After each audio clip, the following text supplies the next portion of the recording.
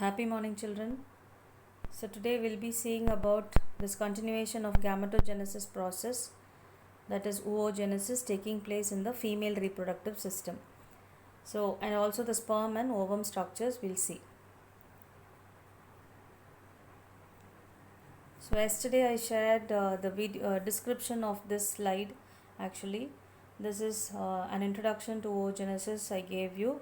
So hope you understood that. So the process happens at the embryonic stage. Okay, so at the fetal stage itself, that is inside the mother's womb itself, the ovary development and the oogenesis process will be carried out at the fetal stage itself. That's an important point you should remember, because certain things it is going to be different from spermatogenesis process, which will start only by the onset of puberty, the process, whereas this oogenesis process will start happening at the fetal stage itself. That is one thing. And the germ cells, the germinal epithelium, that is the cells that are found in the epithelium, they are going to get differentiated, and they are going to form those oogonia or mother cells. Okay, female mother cells are going to be formed here.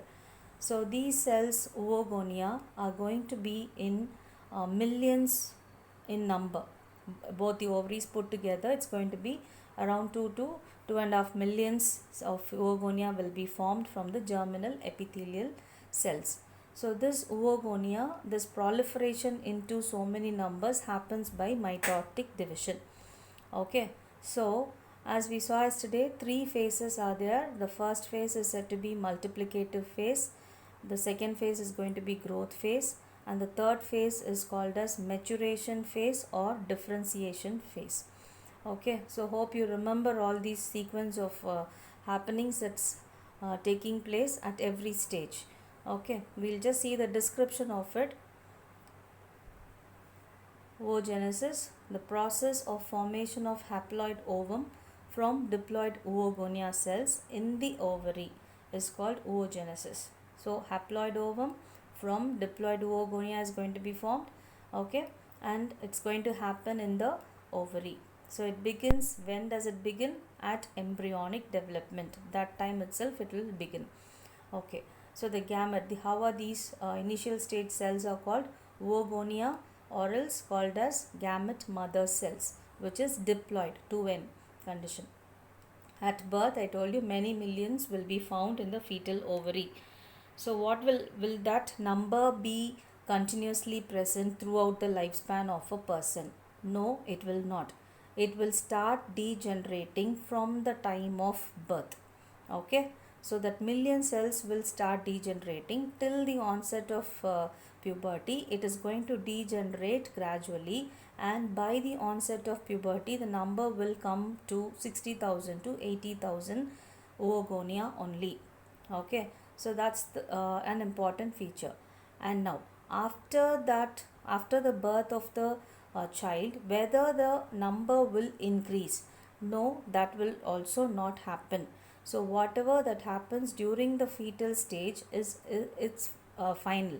That number will be the final. So the cells will only degenerate, and no more addition of cells or no more proliferation of cells will happen after the birth of the child.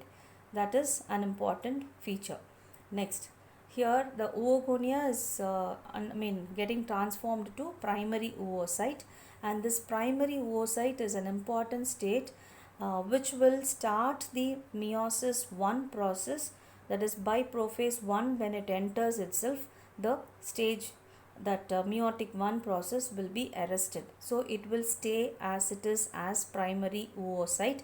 It will not undergo further transformations till the follicles develop. It is going to remain as it is. That is primary oocyte condition. Next is primary oocyte. It will be slowly forming the granular layers, increasing the granular layers more and more, and so thereby it will be becoming primary follicle. Later it becomes secondary follicle and tertiary follicle. So just to withstand all the changes that has to happen within the tertiary follicle in future, all this preparatory actions will be carried out by the primary follicles. It will be strengthened. Actually, it is getting strengthened more and more by forming more of layers, so that inside the content of the primary oocyte will be safely guarded. Okay, after this secondary follicle stage, so primary follicle will be surrounded by more and more granular cells and theca. So all that will happen. Tertiary follicles, when you consider, that's an important characteristic feature of tertiary follicles, that is secondary follicles, which is fluid filled cavity, that is antrum, will be seen. So that theca layer will be differentiated into two, as interna and externa, and a few more layers of granular layers will be formed outside. Okay, and then the primary, now when it becomes the tertiary follicle, I told you tertiary follicle is now ready to carry out some certain changes inside the tertiary follicle. Inside, what is there inside tertiary follicle? The primary oocyte is present. What is primary oocyte? The enlarged oogonium, which has increased in its cytoplasmic content and which has stopped its first meiotic division by the onset of puberty. That is staying as it is. Now this primary oocyte only will continue with its meiosis 1 process and forms two undergoes unequal division and forms two cells. One is the first polar body and then the secondary oocyte. Okay, now the small polar body, that is first polar body, also undergoes meiosis 2, and the secondary oocyte also undergoes meiosis 2. That is both the cells, and both will result in 4 cells, of which 3 are non-functional and 1 is said to be functional, and that is said to be voted. And this voted will mature into an ovum, and this ovum will be found inside the tertiary follicle. When it has this mature ovum, you call that as Graafian follicle. So the same description is given here. You can see this description step by step, it's given here. You can, the same points whatever I told you now is just repeated as phase wise. So first one is multiplication phase, growth phase, and this is maturation phase. So once you understand the process, keep reminding about the various stages and how the stages happen and what happens during each and every stage, what type of cell divisions happen, all that you have to keep in mind. Finally, at the end of this oogenesis process, 4 cells are produced. Among them, 1 is functional, voted, and 3 are non-functional polar bodies. The voted with very little change becomes an ovum. So that is almost voted itself is almost ovum like, only little bit of differentiation will happen, so that it is called as mature ovum. The same thing I have given another illustration of oogenesis, so you can just have a look at it. Oogonia enters prophase 1 and gets arrested as primary oocytes. Several oocytes will be formed, and that will be enclosing itself to form a primary follicle, and the large number will degenerate till puberty. So at puberty, this many cells will be found, and it will be surrounded by many granulosa layers and the theca to become secondary follicles. And now the secondary follicles will be transformed to tertiary follicle, where a fluid filled cavity antrum is seen. So that will become transformed into mature Graafian follicle, and meanwhile, before it becomes mature Graafian follicle, it has to, the primary oocyte present inside has to undergo certain changes, that is meiosis 1 and 2 has to continue, and a large haploid secondary oocyte will be formed, and then that will, I told you, meiosis 2 will continue, and then 4 cells, of which 1 is functional, that is ooted, will be formed, and that oocyte or ovum, when it is present inside the tertiary follicle, you call that as mature Graafian follicle, and that during the process of ovulation that will rupture and releases the ovum.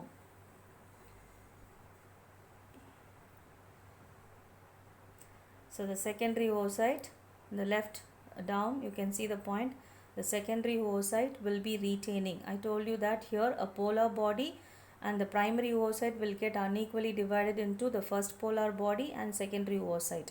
That secondary oocyte will only be having, I told you it is unequal division. So most of the denser cytoplasm will be stored only, retained by the secondary oocyte, and nothing will be there in this polar body. Not big considerable amount of cellular activity will be taking place inside that polar body. So secondary oocyte will be the major functional one, which will undergo next meiotic division to complete the process.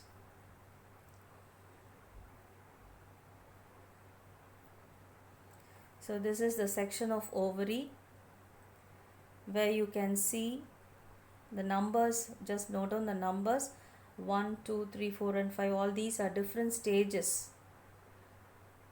The cells of different stages are found inside the ovary, and you can see the 3, 4 and 4. You can see the mature follicle, developing follicles.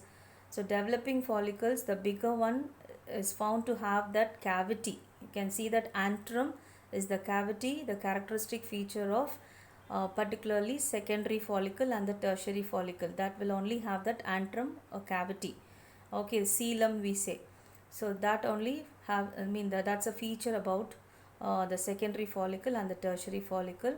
And you can see number 5, ruptured follicle, that is Graafian follicle, that is ruptured and releases the ovum with all the granular layers outside, and the matured, the dense cytoplasm with the yolk that will be released out. So the stages 6 and 7, what is actually happening there, will be continuing in the next process.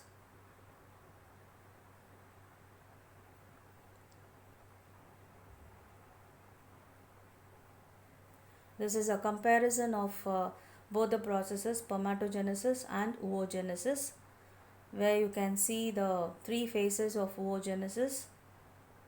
It is so simple in spermatogenesis, whereas oogenesis little bit complicated, and right from the embryonic stage it starts.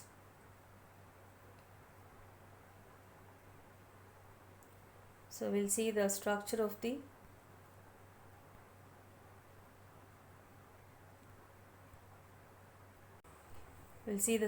the sperm first. So here you can see it has got distinct regions like head, neck, middle piece and tail.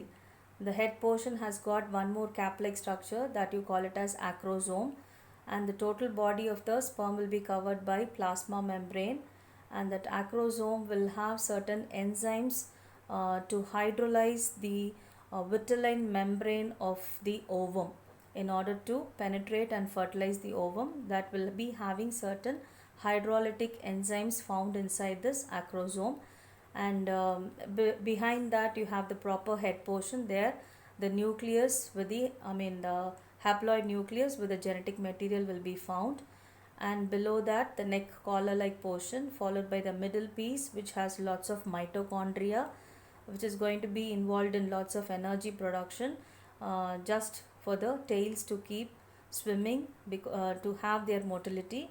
So this is needed. So this is the structure of sperm.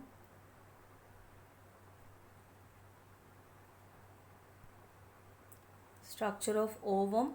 So as I told you, it has lots of granular layers outside. When it is during ovulation, when it gets released out, it will have the granular, several layers of granular layers, granulosa cells, that you call it as corona radiata. All collectively together, those layers are called as, you can see some rocky layers, those are said to be granular layers, granulosa cells, and that collectively together you call it as corona radiata, and inside which you have the green colored layer that you call it as zona pellucida, and inside which again there will be perivitelline space. There is a pink colored membrane, you call it as vitelline membrane, and the space between the vitelline membrane is called as perivitelline space. So all these membranes has to be hydrolyzed with the help of the enzymes found in the acrosome of the sperm in order to penetrate this inner cytoplasmic nucleus. Okay, so that's the thing. That's how the acrosome, the enzymes which can hydrolyze all these layers are present inside the sperm acrosome. So, and the innermost core of it will be having a large dense cytoplasm with the haploid nucleus, of course, and a thick yolk will be present. So till it gets fertilized and till the embryonic development, that is implantation of this embryo, has to happen inside the uterus, till then it has to survive. So it should have lots of nutritive element present inside, so it will have a dense yolk material inside this ovum. So that's about the structure of sperm and ovum. The structural features, the points I've given here, you can note it down. So all the features about sperm, the structure, and the last point, 200 to 300 million sperms will be released at the time of coitus, that is called as copulation process, of which for normal fertility, the sperms, though 200 to 300 million sperms are released, ejaculated, 40% need to be vigorously active. That is, motility is expected for the fertility to be fertile, and 60% must have normal shape and size. Only then the sperms are said to be fertile in nature, or else it's said to be sterile. This is structure of mature ovum.